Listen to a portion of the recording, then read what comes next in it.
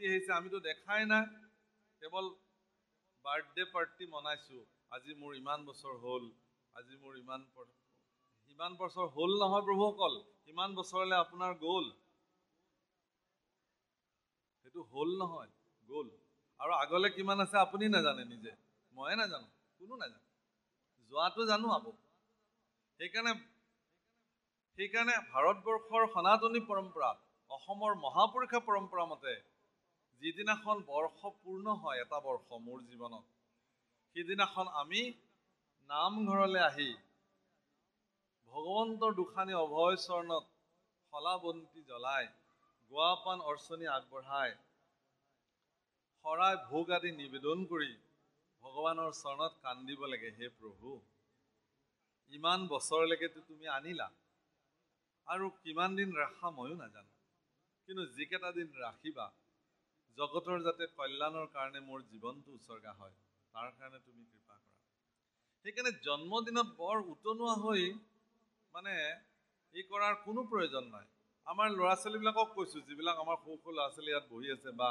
তেওঁলোকক কওঁ মই মোৰ বিনম্ৰ প্ৰাৰ্থনা আমাৰ অভিভাৱকবিলাকে এইবোৰ বুজাব লাগে যে আচলতে পশ্চিমীয়া যিবোৰ আমাৰ এইবিলাকক সংস্কৃতি বুলি ক'বলৈও বেয়া লাগে সংস্কৃতিটো নহয়েই বাৰু বিকৃতি পশ্চিমীয়া বিকৃতিয়ে যি ধৰণে আমাৰ মন মগজুক ঢাকিলে তাত চাব আপুনি যে আপুনি যদি এটা লাওৰ ওপৰত আপোনাৰ নাম লিখে কোমোৰাৰ ওপৰত যদি আপোনাৰ নামটো লিখে তিয়হ এটাৰ ওপৰত যদি আপোনাৰ নামটো ধূপকাঠিৰে বা কিবা কাঠিৰে লিখে আমাৰ অসমীয়া মানুহে কিন্তু তাক নাখায় পেলাই দিয়ে সেই পাচলিটো কিয় পেলাই দিয়ে যে সেইটো প্ৰতীকী অৰ্থত তাৰ নামটো লিখিলে কাৰণে সেই বস্তুটো আমাৰ মানুহে যে আমি তোমাকে এতিয়া ৰান্ধি বাঢ়ি খাব লাগিব চবে যদি সেয়ে হয় তেতিয়াহ'লে কেকটোৰ ওপৰত আপোনাৰ ল'ৰাটোৰ বা ছোৱালীজনীৰ নামটো লিখি তাৰ হাতত এখন চুৰি তুলি দি তাকে কাটি চবেই কেনেকৈ আনন্দৰে খাওঁনো আমি বাৰু এইটোনো কি আমাৰ তাতকৈ ডাঙৰ কথাটো হ'ল কি আমি সদায় আজি ইয়াত ভাগৱত পাঠ হৈছে চৌপাশে আপোনালোকে চাকি জ্বলাই দিছে কিমান চাকি সহস্ৰ বন্তি জ্বলাইছে বন্তি জ্বলাই দিয়াটো মংগলৰ প্ৰতীক আৰু বন্তি নুমাই যোৱাটো অমংগলৰ প্ৰতীক তাৰ মুখেৰে ফু মাৰি কেণ্ডেলকেইডাল নুমাই দি পেলাই কি মংগল সাধে মই বুজি নাপাওঁ এই কথাবিলাক ক'ৰ পৰা আহিলে আমাৰ মাজলৈ এইবোৰ নিয়ম যদি আপোনাৰ ল'ৰাটোৰ জন্মদিন আপোনাৰ ছোৱালীজনীৰ জন্মদিন আপোনাৰ নাতিটোৰ জন্মদিন আপুনি কৃপা কৰি সহস্ৰ বন্তি ঈশ্বৰৰ গৃহত গৈ জ্বলাই দিয়ক নিজৰ ঘৰৰ চৌপাশে গধূলি চাৰিওফালে বন্তি জ্বলাই দিয়ক কোনোবাই যদি সোধে আপুনি ক'ব যে আজিৰ দিনটোতে আমাৰ ল'ৰাটোক ভগৱানে আমাৰ ওচৰত প্ৰদান কৰিছিল তাৰ কাৰণে আজি ভগৱানৰ প্ৰতি আমি কৃতজ্ঞ হৈছোঁ সেইকাৰণে কিছু বন্তি তেখেতৰ নামত আজি প্ৰজ্বলন কৰি দিছোঁ এয়া আমাৰ সংস্কৃতি আমি কিয় বেলেগৰ ফালে গৈছোঁ গতি কৰিছোঁ বুজি নাপাওঁ বাৰু যি কি নহওক এই যিটো মন এই চঞ্চল মনক আমি এই ধৰণে নিয়ন্ত্ৰিত কৰিব লাগিব মাধৱ পুৰুষে এইকাৰণে কৈছে আত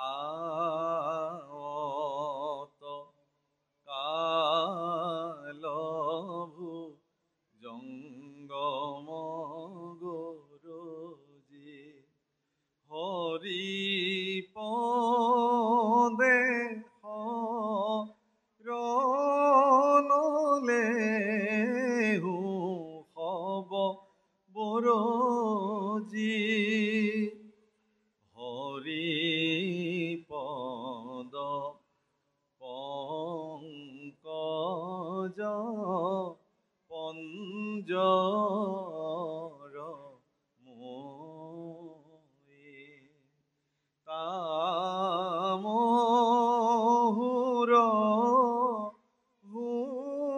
হুৰাজ হংসা হুই হৰি পদ পংকজ পঞ্জৰ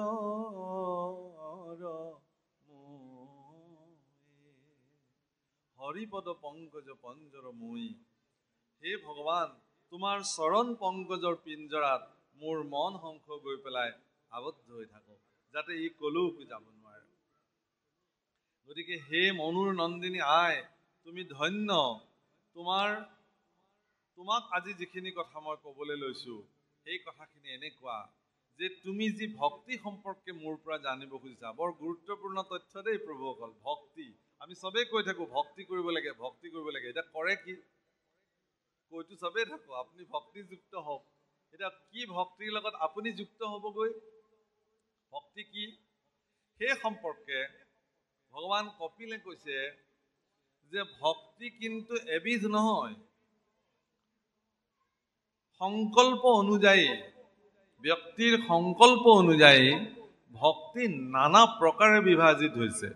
অৰ্থাৎ আপুনি যি সংকল্পৰে ভগৱানক ভজিব, সেই অনুপাতে আপোনাৰ ভক্তিটো নামাঙ্কৃত হ'ব, নিৰ্ণয় হ'ব।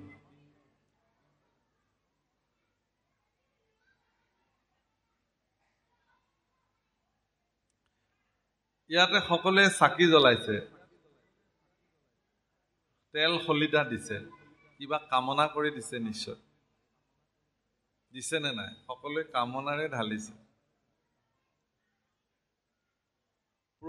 মানে প্ৰতিগছি বন্তিয়ে একোখন কামনাৰ আবেদনৰ সাক্ষী। হে ভগৱান, মই চাকি জ্বলাই দিলোঁ তোমাক, মোক আমুকটো দিবা। ভগৱানে যে নাজানেহে আপোনাক কি লাগে। ভগৱান আপোনাৰ দৃষ্টিত এনেকুৱা, তেওঁ একোৱেই নাজানে আপোনাক কি লাগে। অন্তৰ্যামী ৰূপে আপোনাৰ ভিতৰত যদি ভগৱান সঁচাকৈ বহি আছে, আপোনাকনো কি লাগে সেয়া তেওঁ জানে, আপুনি বিচাৰিব জনা নাই, সেইটোতো বেলেগ কথা। এনেকুৱা বন্তিও জ্বলায় মানুহে যে আমুকৰ বেয়া হওক এই বুলিও চাকি জ্বলায়। মানে এনেকুৱা মানুহ জগতত আছে। এইবোৰ সংকল্প। এই সংকল্প অনুযায়ী ভগৱানক যি ধৰণে ভক্তি কৰে, সংকল্প অনুসাৰে ভক্তি নানা মতে ভেদ হয়, ভক্তিবিলাক বিভাজিত হয়। আর পরক মারিবে প্রতি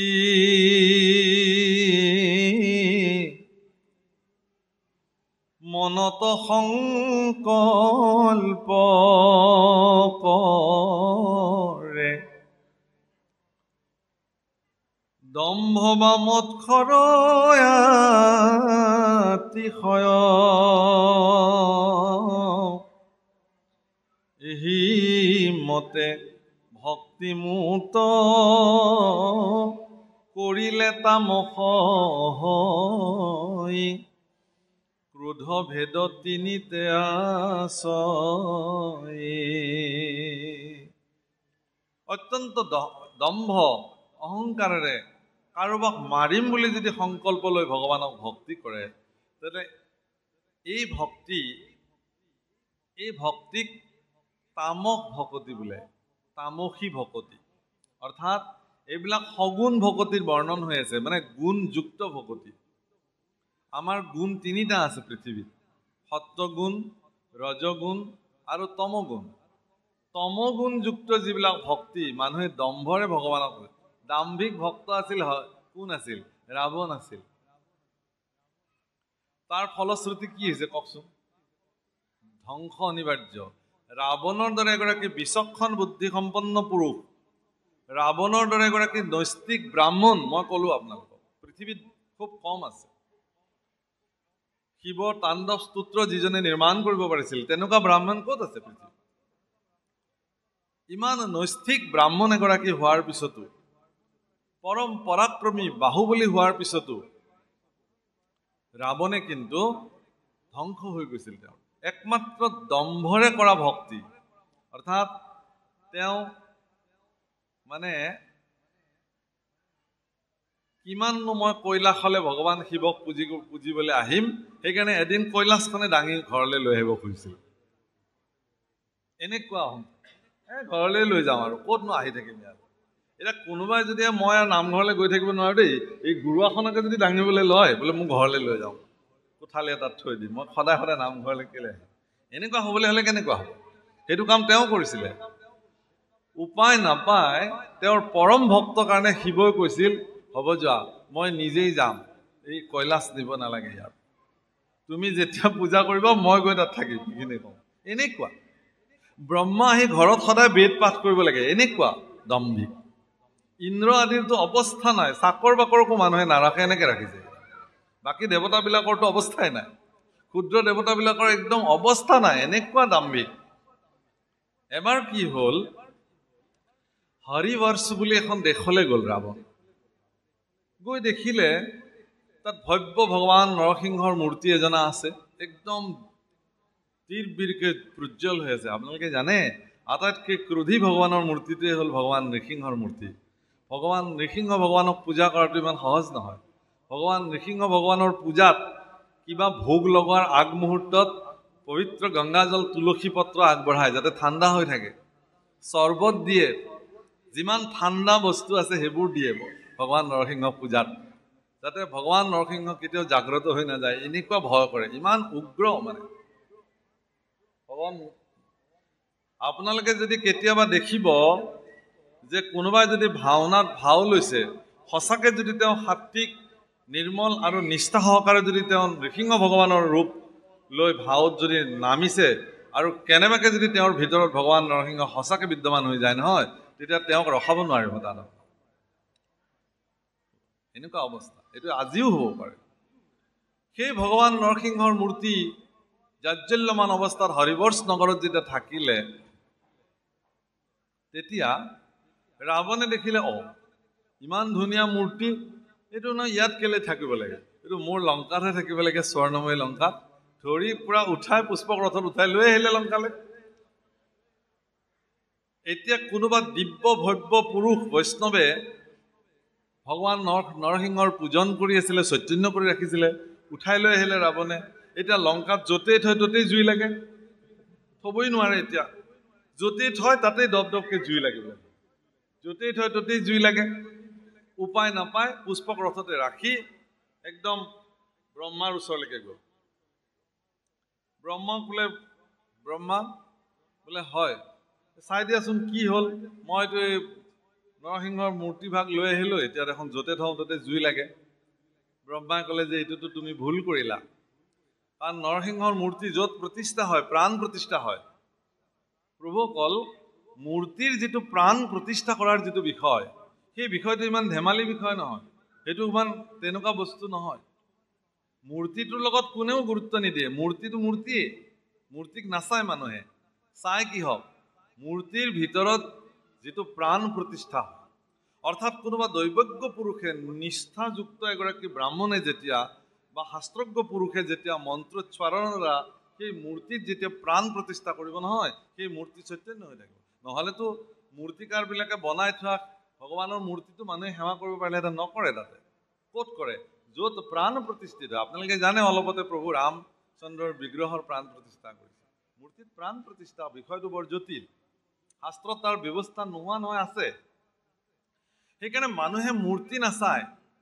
গুৰুজনাইও লিখিছে, মূৰ্তিক নচাইবা, মূৰ্তিক চাবলগীয়া নাই, মূৰ্তিটোৰ ভিতৰত থকা যিটো চৈতন্য প্ৰাণ, সেইটোক দৃষ্টি দিবলৈ দিছে।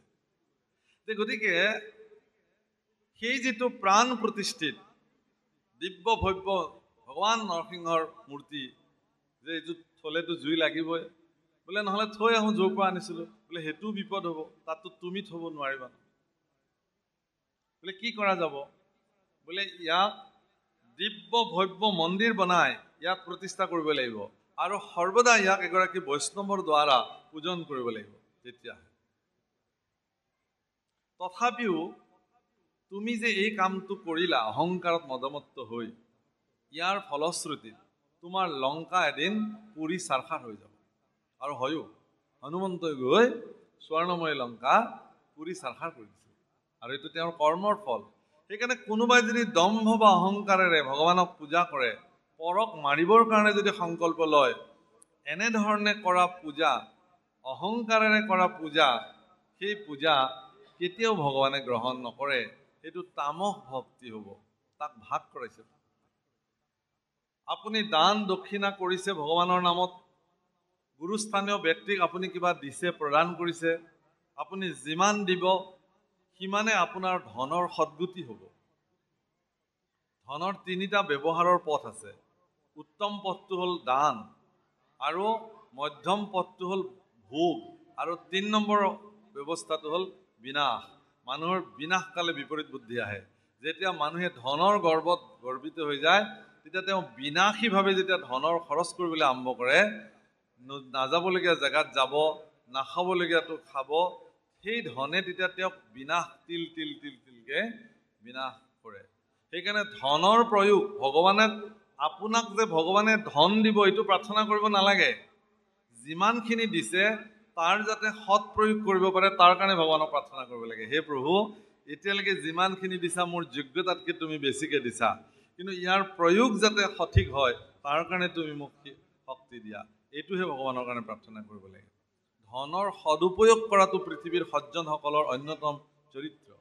সেইকাৰণে দাম্ভিকসকলে, আজি আপুনি চাব বাহিৰত যিবিলাক আপুনি অনুষ্ঠান আছে তাত যিবিলাকে দান দিয়ে, সেই দান কেতিয়াও তেওঁলোকে নকয় কাকো। মাংগো উচিছে যো দে খুচিছে আৰু কাহে না কিচিছে, এইটো কবিৰ দাসে লিখে। মাংগো উচিছে যো দে খুচিছে আৰু কাহে না কিচিছে। আমাৰ অসমীয়াত এষাৰ আপ্তবাক্য আছে, বোলে সোঁহাতে দিয়া দান বাওঁহাতে গম পাব নালাগে। দানৰ মহিমা তেতিয়াহে প্ৰকট হ'ব। বোলে নামঘৰৰ বৰখুটাটো দেখিছে নহয় প্ৰভুশ্বৰ, বোলে হয় আপুনি যে বহিছিলে সেইভাগ আমাৰ ককাই দান দিয়া। হে ভগৱান, ককাকে নামঘৰৰ বৰখুটা দি থৈ দিলে, এতিয়া নাতিও টানটো ধৰি আছে সেইটো আমাৰ খুটা বুলি। ক'ত দানত পৰিব এইটো? দম্ভ বা মৎসৰ, মৎসৰ শব্দটোৰ অৰ্থটো জানেই যে পৰৰ প্ৰতি ঈৰ্ষান্বিত হৈ আপুনি কাম কৰিব নোৱাৰে। এনেকে কৰা ভক্তিবিলাকক তামসিক ভক্তি বোলে।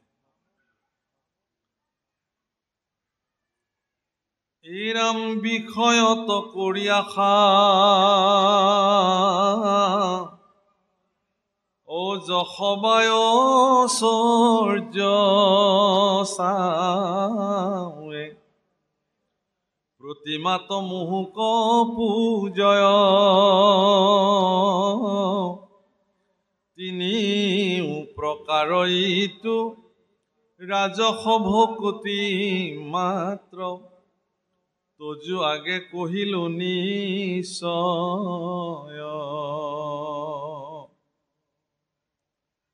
বিষয়ৰ প্ৰতি আশা কৰি, হে ভগৱান মোক আমুক লাগে তমুক লাগে, এই বুলি যিসকলে ভক্তি কৰে, প্ৰতিমা আদি পূজন কৰে, এই বুলি এওঁলোকক কি বুলি কৈছে?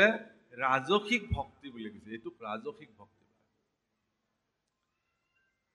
আৰ পাপ মূৰ হৌক নাশ ভগৱন্ত হৌক প্ৰীতি নুহি অৱশ্যকে বিধি মানি ইতিনি প্ৰকাৰে ভক্তি কৰিলে সাত্বিক বুলি নিষ্ঠে মই কহিলো বখানি। মোৰ পাপবিলাক নাশ হওক, ভগৱন্ত মোৰ প্ৰতি সন্তুষ্টি হওক, কিন্তু মই কোনো ধৰণৰ বিধি বিধান নমনাকে মই যদি এইবোৰ কৰোঁ তেতিয়াহ'লে ইয়াক সাত্বিক ভকতি বুলি কোৱা হ'ব। এই প্ৰকাৰে কৰা ভক্তিক সাত্বিক ভকতি বুলিছে। এতিয়া আপোনালোকৰ মনলৈ এটা ধাৰণা আহিব যে সাত্বিক ভকতিটোৱে তেতিয়াহ'লে ভাল, কিন্তু ইয়াৰ পিছৰ পদটো আপোনালোকে চাব, পিছৰ ফালে ৰাম প্ৰতিমা পূজয় আৰ ভেদভাৱ দৰিখন তিনিটো সমানয়া কয় উত্তম মধ্যম ক্ৰমে তামসাদি ভক্তি মাজে তিনি তিনি মতে ভেদ হয়। কপিল ভগৱানৰ মতে এই তিনি প্ৰকাৰ ভকতি বেলেগ নহয়, একেই, মাত্ৰ ইয়াক তিনিটা প্ৰকাৰে প্ৰত্যেকটা ভাগ হৈছে। যেনে উত্তম সাত্বিক, মধ্যম সাত্বিক আৰু অধম সাত্বিক, উত্তম ৰাজসিক, মধ্যম ৰাজসিক, অধম ৰাজসিক, উত্তম তামসিক, মধ্যম তামসিক, অধম তামসিক। এনেকে তিনি প্ৰত্যেকটো উত্তম তামসিক, উত্তম অধম তামসিক, উত্তম মধ্যম তামসিক, এনেকে তিনি ভাগ হওঁতে কিমান হৈছে? আর একোবিধে নব নব প্রকারে হুয়াছে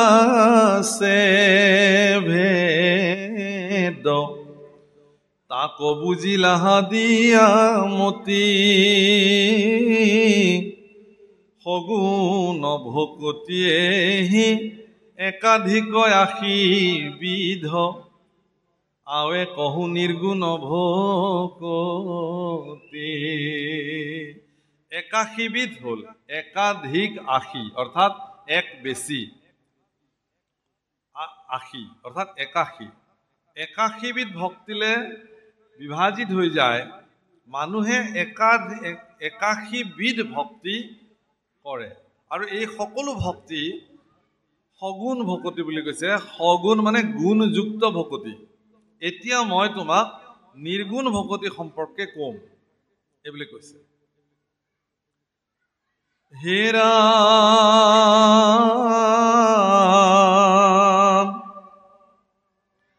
ৰাম শুনিও ক সভাসদ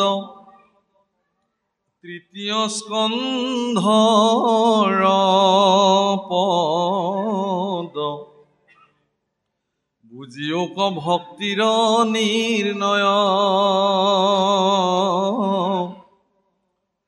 সগুণ ভকতি যত কৰিতাংক পৰিহাৰ নিৰ্গুণক কৰিও আশ্ৰয় হে সভাসদসকল আপোনালোকক মহাপুৰুষে অকমান উপদেশ দি কৈছে যে বুজিও ক ভক্তিৰ নিৰ্ণয় যি ধৰণে ভক্তিক আজি নিৰ্ণয় কৰা হল সেই সম্পৰ্কে আপোনালোকে গভীৰভাৱে বুজক সগুণ ভকতি যত কৰি তাক পৰিহাৰ নিৰ্গুণক কৰিও আশ্ৰয় আপোনালোকে সগুণ ভকতি বাদ দিয়ক নিৰ্গুণ ভকতি কৰক এতিয়া ইয়াৰ আগৰখিনি শুনি থাকোঁতে এনেকুৱা মনলৈ ভাৱনা আহিছিল যে ইয়াৰে বা কোনবিধ ভকতি কৰিব লাগে যেতিয়া সম্পূৰ্ণকৈ অধ্যায়টো কৰা হয় তেতিয়াহে ইয়াৰ মৰ্মাৰ্থ আপুনি উপলব্ধি কৰিব মই এটা বেলেগ প্ৰাসংগিকতা ক'ব খুজিছোঁ আজি মোৰ সন্মুখত মই দেখিছোঁ বহুত ফেচবুক পেজ আৰু ইউটিউব চেনেল বহি আছে আপোনালোকে দেখিছে য'ত পিছৰ ভক্তসকলে দেখিবলৈ অসুবিধা হৈছে বাৰু যি কি নহওক এখেতলোকে এটা কাম কৰে সেই কামটো মই নকৰিবৰ কাৰণে আজি ৰাজহুৱাভাৱে বিনম্ৰ প্ৰাৰ্থনা কৰিছোঁ আপোনালোক আটাইকে আপোনালোকে এই অধ্যায়টোকে কি কৰিব 30 মিনিট 25 মিনিটকে কাটি কাটি এটা বিষয় আপোনালোকে ওপৰত হেডলাইন দিয়ে দি পেলাই সেই বিষয়টো বিতৰ্কলৈ গুচি যায়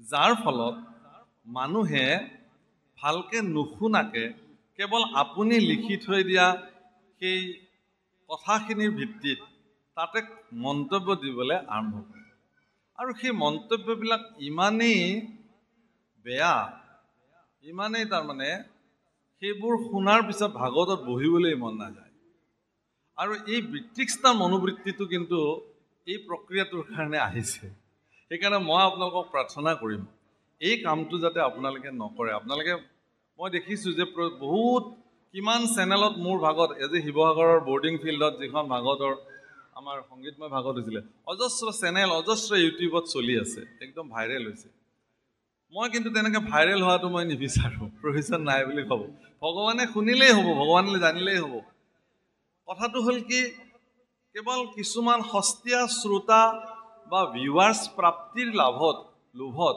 আপোনালোকে যদি এগৰাকী ভাগৱত পাঠ কৰা লোকক যদি বিতৰ্কৰ মাজেৰে ঠেলি দিবলৈ ইচ্ছা কৰে তেতিয়াহ'লে ই নিতান্ত কিন্তু অযুগুত হৈছে বুলি আমাৰ মনে কয় মই আপোনালোককো হাতযোৰ কৰি প্ৰাৰ্থনা কৰিছোঁ আপোনালোকে যেন এই কামটো নকৰে কাৰণ এই কথাবিলাক ভাগৱতৰ প্ৰত্যেকটো কথা ইটোৰ লগত আনটো ৰিলেটেড সম্বন্ধিত আধৰুৱাকে শুনিলে মানুহে তাৰ ওলটাটো বুজি পাব এতিয়া যদি এইখিনিতে আধাতে সামৰি দিয়ে তেতিয়াহ'লে নিৰ্গুণ ভকতিটো যে কৰিব লাগে মানুহে কিন্তু ইয়াক উপলব্ধি নকৰিব যাৰ ফলত আপুনি লিখিব যে এটা হেডলাইন দি থৈ দিলে যে অহংকাৰী হৈ কেনেকৈ ভক্তি কৰিব পাৰি ৰিজু পাঠকৰ মুখত শুনক এই ৰাম হেডলাইনটো দিলে এইটো মানুহে বোলে এইজনে অহংকাৰী ভক্তি কৰিব দিলে, কাম নাই, এইটো বেপাৰী, আমুক তামুক তামুক কৈ দিলে। সেই বাক্যটো পঢ়াৰ পিছত, দৃষ্টিগোচৰ হোৱাৰ পিছত, মইতো পঢ়িবলৈ সময় নাই, কিন্তু মোৰ অনুগামী এসোপাই মোলৈ ফোন কৰে, মেছেজ কৰে যে প্ৰভু ঈশ্বৰ আপোনাৰ এটা এনেকুৱা চেনেলত ওলাই আছে, তাত কিন্তু এনেকুৱা কথা এটা চৰ্চা হৈ আছে। মই বোলে একো নহয় দিয়ক, কওক আৰু কিনো হ'ব। বোলে নহয়, আমাৰ বেয়া লাগে নহয়, আপোনাক আমি ইমান শ্ৰদ্ধা কৰোঁ, এনেকুৱা এটা ভাৱ। মই বৰ দুখত কথাখিনি কৈছোঁ আপোনালোকৰ প্ৰতি। মোৰ জানো চবেই আশা চেনেল বিশেষকৈ আমাৰ বহি আছে, তেওঁ মই আগৰ পৰা ৰাজীৱ নহয় নামটো, বা আমাৰ এওঁলোকে, মই সদায় প্ৰাৰ্থনা কৰোঁ যে আপোনালোকে বিতৰ্কৰ মাজলৈ বস্তুটো ঠেলি নিদিয়ে যেন। কাৰণ অন্য বিষয়, আজি ৰাজনৈতিক বিষয় এটা কোনোবাই বিতৰ্কৰ মাজলৈ ঠেলিছে, কথাটো বেলেগ, কিন্তু এইখন এখন আধ্যাত্মিক জগত, এইখনত আমি এইটো বস্তু হোৱাটো বাঞ্ছা নকৰোঁ। গতিকে দিলে সম্পূৰ্ণকৈ দি থৈ দিব, নিদিলে দিবই নালাগে, প্ৰচাৰ কৰিবও নালাগে, প্ৰয়োজনো নাই। যি হৈছে সেয়াই যথেষ্ট। আপোনালোকে জানে, যদি কোনোবা একান্ত চিত্তে ভগৱানৰ কথা ক'বলৈ বহে, তেতিয়াহ'লে সন্মুখত শ্ৰী হনুমানজী আহি বিদ্যমান হৈ যায়। বহুত ডাঙৰ কথা, হনুমানজী আহিবই তাত। তাৰমানে ৰাম নাম শুনিবৰ কাৰণে হনুমানজীৰ ইমান উৎকণ্ঠা। আপুনি যদি কৃষ্ণ কথা একান্ত চিত্তে গাবলৈ অকলে অকলে আৰম্ভ কৰে, সন্মুখত হনুমানজী বিদ্যমান হৈ যায়। আপুনি নেদেখিব পাৰে, কোনোবাই নেদেখিব পাৰে, তেওঁ আহে। অকল হনুমান নহয়, গন্ধৰ্ব, কিন্নৰ, দেৱতাসকল, ব্ৰহ্মাদী দেৱতাসকলে মনুষ্যৰ শ্ৰীমুখেৰে ওলোৱা ভক্তিযুক্ত ভগৱানৰ গুণ শুনিবৰ কাৰণে তেওঁলোক আহি তাত সাজু হৈ যায়। গতিকে কোনোবাই শুনক নুশুনক, ভগৱান স্বয়ং নিজে আহি আপোনাৰ হৃদয়ত বিদ্যমান হৈ যাব। আৰু আপুনি কাৰোবাক শুনাবৰ কাৰণে ভাগৱত ক'বলৈ দৰকাৰ নাই, প্ৰয়োজন নাই। বহুত লোক ইয়াত ভাগৱতত আহি বহে, কিন্তু তেওঁলোকে অইন কথা পাতি থাকে কাষৰ মানুহজনৰ লগত, বা আনকো শুনিবলৈ নিদিয়ে, নিজে নুশুনে। তেওঁলোকোতো আহে, নামত বহি আছে ভাগৱতত, সেই বুলি ভাগৱতীয়ে নক'ব নেকি? কৈ যায়। কোনোবাই শুনক নুশুনক, ভগৱন্তইতো শুনিছে, এই বুলি কয়। বাৰু যি নহওক, ইয়াত কৈছে যে মই এতিয়া নিৰ্গুণ ভকতি সম্পৰ্কে তোমাক কম আই, তুমি এই সগুণ ভকতিক আমি কৰাৰ প্ৰয়োজন নাই। উপদেশত মহাপুৰুষে কৈছে, দেখা কেন কৃপা কৰি আপুনি কহন্ত হৰি, ভকতিৰ কৰি নানা ভাগ। আৰ এতেকে আৰ নমো নমো দীনবন্ধু কৃষ্ণদেৱ কৃপা সিন্ধু, তুজু পাৱে পখিলো শৰণ, গুণময় ভক্তি ছয় স্বপ্নতো নহো কমূৰ, এহি মানে কৰোঁ প্ৰাৰ্থনা। এই যে গুণময় ভক্তি ছয় সপোনতো নহওঁ, এই বুলি কৈছে মহাপুৰুষে, যে বাস্তৱততো মই নকৰোৱে, সপোনতো যাতে গুণময় ভক্তি মোৰ জীৱনত নহয়। আপুনি ভাবক, গুণময় ভক্তিৰ প্ৰয়োজনীয়তা আছে নে নাই? তাৰমানে কি? গুণযুক্ত ভকতি কৰাৰ প্ৰয়োজন নাই। বাস্তৱততো মই নকৰোৱে, সপোনতো নকৰোঁ।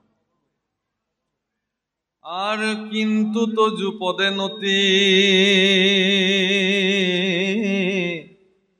ও একান্ত প্ৰেমৰতি,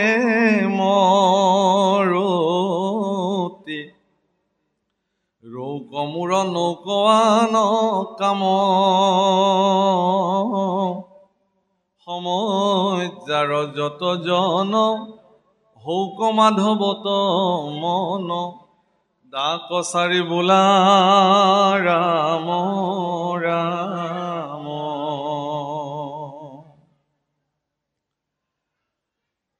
সপ্ৰেম ভকতি তোমাৰ চৰণত মোৰ হওক, নিৰ্গুণ ভকতি যাতে মই সাধন কৰিব পাৰোঁ। এতিয়া অকণমান নিৰ্গুণ ভকতি সম্পৰ্কে ইয়াত বৰ্ণন কৰিছে। সেই নিৰ্গুণ ভকতি সম্পৰ্কে কৈ আমি আমাৰ বাণীক বিৰাম দিম। যিখিনি সময় নিৰ্গুণ ভকতি সম্পৰ্কে চৰ্চা হয়, তাৰপিছত আমি আমাৰ বাণীক বিৰাম দিম।